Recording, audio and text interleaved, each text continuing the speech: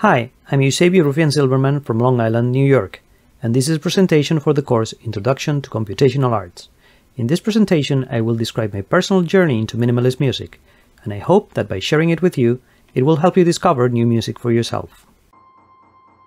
Back in 1985, I was watching a late-night program on television where they showed a clip about the work of Edward Muybridge, a British photographer who studied the motion of animals. I found it very interesting, but what captured me most was the music that was used in the clip. At the end of the video they showed music by Philip Glass. These were the pre-internet days, and when you heard something that you liked, your primary choice was to go to the record store and buy a record. Unfortunately, at the local record shops that I went to, they had no idea about this musician. My father went on a trip to the United States, and I asked him if he could find me some record by Philip Glass. I didn't ask for any particular album because I had no idea which were available. Fortunately, my father found a store attendant who was very knowledgeable, guided him to the jazz and classical section, and recommended Glassworks and an introductory album. This was an excellent recommendation, and you may want to start exploring minimalist composers with this album too. I really liked this album. I would listen to this music over and over again. Listening to it felt like riding a sonic roller coaster. Then I heard about the movie Mishima with music by Philip Glass and went to see it. Actually, I didn't like the movie that much, but the music was really beautiful. Philip Glass has composed music for many movies. My favorite is Koyaanis's Katsi, the first of the Katsi trilogy. The movie does not have any dialogue, just music, and the images are the perfect complement for it. It is like a very long music video. Philip Glass has composed several operas. One of his most important works, called Another Look at Harmony, was incorporated into the opera Einstein on the Beach, which is the first in the Portrait trilogy, together with Satyagraha and Akhenaten. On 2011, I went to the Metropolitan Opera in New York to see Satyagraha, and it was the best opera I've ever been to. Even though I've been to operas by Verdi, interpreted by the singers from the Scala in Milan, I liked Satyagraha even more. Similarly to Another Look at Harmony, music in 12 parts is a cornerstone work in minimalism. Originally, it was a study of counterpoint. It uses intense repetitions with constant but minimal changes from one motif to the next. For me, it is striking also how parts end very abruptly, as if continuity did not matter. Playing minimalist music requires plenty of skill from the performers. In 1968, Philip Glass formed the Philip Glass Ensemble with other musicians. Besides Philip Glass himself, Michael Riesman is the most prominent member of the ensemble, and he has been its musical director since 1976. Music in 12 parts was one of the earliest recordings by the Philip Glass Ensemble. Philip Glass does not particularly use the label minimalism for his own work. The biography at his website describes him as a composer of music with repetitive structures.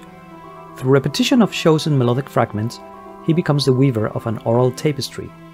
In the sleeve notes for music in 12 parts, he accepts that minimalism is an adequate label for his work before 1976, but afterwards, he progressively distanced himself from the movement, composing symphonies, ballets, and other works that have minimalist music at its root, but it has evolved from it. Philip Glass is probably the most prolific composer among the minimalists, but not the only one. Steve Reich is also a composer of minimalist music. A technique that he explored is called phasing. He has also created several works for percussive sounds. Phasing is an effect produced by combining similar sounds that start at a slightly different point in time. For example, because they have a slightly different tempos, or because they are played with different short delays. After blending these sounds with different phases, new timbres emerge. The other two major composers of minimalist music are Lamonte Young and Terry Riley. The music I'm using as a background for this presentation is based on Terry Riley's score for In C. This score specifies 53 patterns and provides some rules and recommendations for how to play them.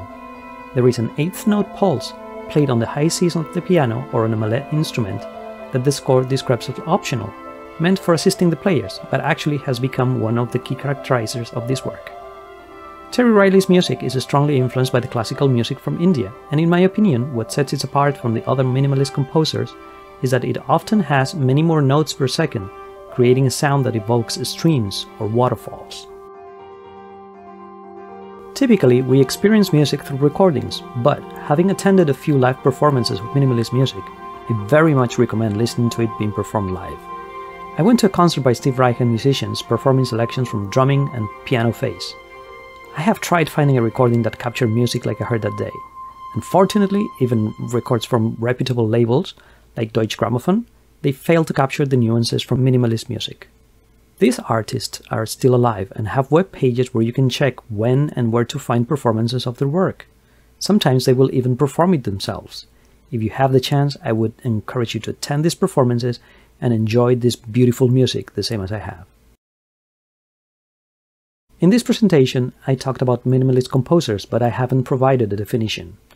According to Wikipedia, minimal music is a style of music associated with the work of American composers Lamonte Young, Terry Riley, Steve Reich, and Philip Glass. It originated in the New York downtown scene of the 1960s and was initially viewed as a form of experimental music called the New York Hypnotic School.